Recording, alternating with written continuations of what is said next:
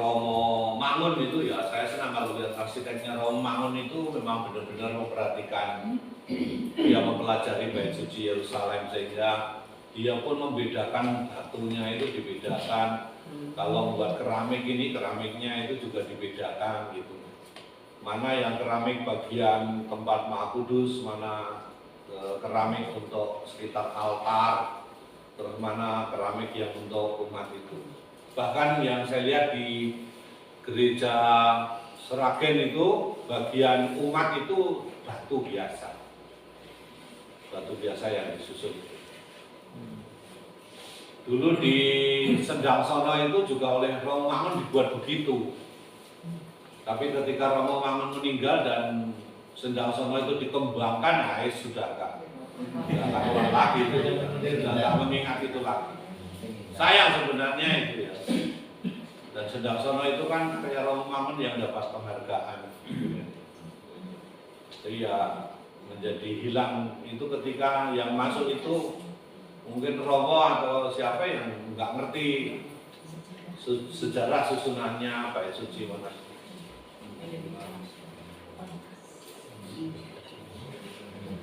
Ya pokoknya dijak-ijak.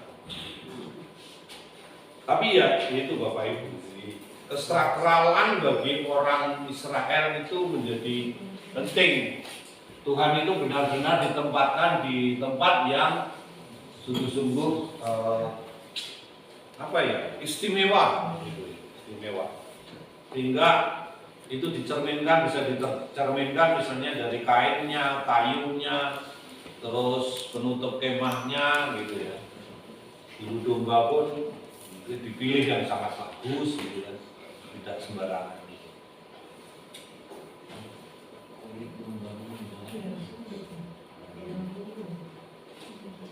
Ya memang ya di dalam perkembangan zaman itu kadang-kadang saya pernah menjadi keliru itu karena dulu di Bangko itu ketika membangun kita sudah pilih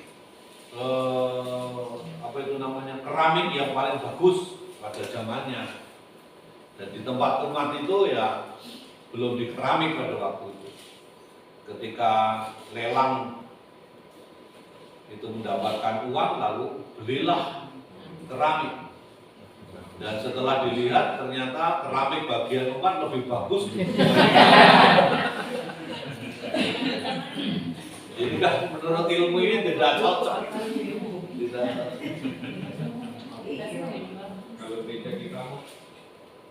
Kalau gereja kita sudah sesuai, kan ininya kan lebih bagus. Hanya gereja kita itu yang mungkin bagian tabernakelnya itu ya, kalau dulu kan menjorok ke belakang. Memang di dalam Konsili Vatikan yang kedua itu ya menjadi membawa perubahan itu. Ketika gereja itu dibuat misalnya strukturnya menjadi gereja yang menggambarkan komunio begitu menjadi berubah. Jadi lalu supaya kelihatan komunionya itu tapi unsur yang itu tadi menjadi lain. Nah ada hal-hal yang macam itu.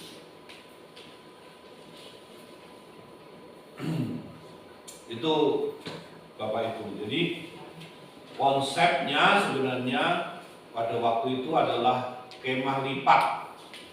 Mengapa kemah lipat? Karena suatu saat itu kalau ya pindah itu tadi, tapi pindahnya itu ketika awan itu sudah turun dan berangkat gitu ya. Berangkat, awannya berangkat mengarah kemana, maka lalu dibongkar semua, pindah lagi. Nanti kalau awannya itu berhenti, disitulah bangun kemah lagi konsepnya. Tapi kelihatan kan itu ada perubahan ya dari padang gurun yang tidak ada apa-apa, lalu kemudian berkembang menjadi kemah, lalu kemudian setelah nanti menetap itu lalu punya rumah, termasuk rajanya itu punya kerajaan, dan pada saat itulah dibangun bait suci Yerusalem pada zamannya Salomo.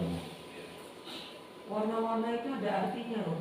Ada merah, ada ungu muda, ungu tua. Iya, ya orang Israel pasti akan memilih hal-hal nanti yang berkaitan dengan seperti warna-warna liturgi kita itu kan ada simbol-simboliknya, simbolik-simboliknya.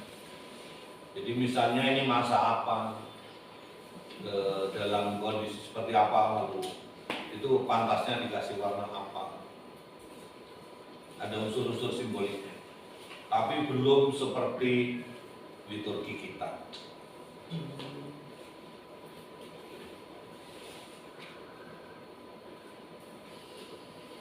Jadi coba lihat itu misalnya 1 Raja 6 ayat 2 dan 16-17.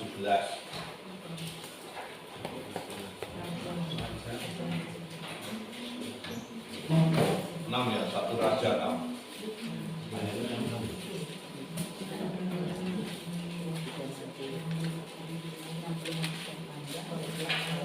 1 Raja 6 ayat 2.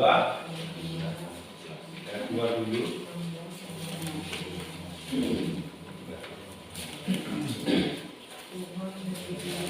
Ya, ayat 2 di sana dikatakan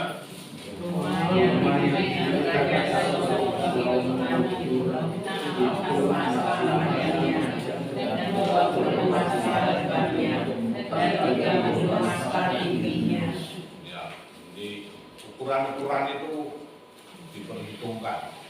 Lalu kemudian 16 sampai 17. Kemudian di sekitarnya lah sekelilingnya masa bagian belakang rumah itu dengan papan kayu aras dari lantai sampai ke balok-balok. Lalu dibuatnya ruang itu menjadi ruang belakang, menjadi tempat Maha Kudus. Dan 40 hasta panjangnya ruang yang di depan ruang belakang itu, yakni ruang besar. Ya, jadi kelihatan kan itu dibagi-bagi ruang-ruangnya. Jadi ada ruang Maha Kudus nanti di bait suci itu. Ada ruang Maha Kudus, ada ruang kudus, tempat biasanya menyampaikan kurban bakaran, kurban persembahan dan bagaimana sebagainya. Lalu kemudian tempat umat. Ada pembagian-pembagian. Itu yang mau ditunjukkan. Jadi kerangkanya kayu. Nah, itu ya, berbentuk segi 4, terbuka ke arah timur. Nah itu selalu ya timur. Jadi buatnya nggak sembarangan. Tapi di kemudian hari kalau gereja itu tidak mengikuti itu, agak repot malah kalau mengikuti itu.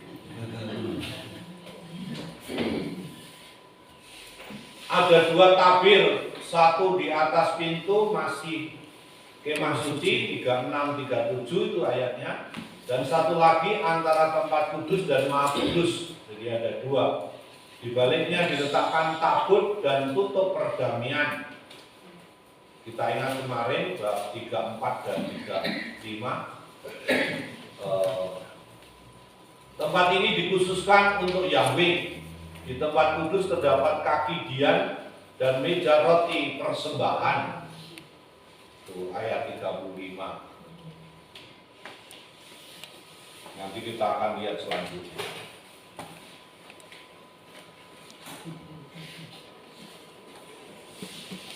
Di pembagiannya itu sangat jelas. Oke, nggak usah berpanjang-panjang dengan itu. Nggak usah dihafalin ya. Kalau dihafalkan itu yang hafalkan Mas Rocky kan yang tahu panjang-panjangnya lebarnya. Tapi ada yang menarik. Kenapa? Atapnya itu dari Bapak nggak bocor. Memang ada. Wah, itu bukan Bing. Ya itulah yang hebatnya kita itu kan. Dan ditarik, dia kan nariknya pakai tali-tali itu yang kuat begitu. Kalau kita buat kemah itu kan, kalau tarikannya nggak kuat kan mendelong ya. Kalau kemudian dia kendor gitu kan, lalu jadi tampungan air. Tapi kalau itu halus, kalau kemudian ditarik kuat, maka air itu bisa mengalir. Sehingga hitungan hasta itu penting. Karena itu memperhitungkan kemiringannya seberapa, ke arah mana miringnya. Nah itu kan itu kaitannya dengan pembuangan air.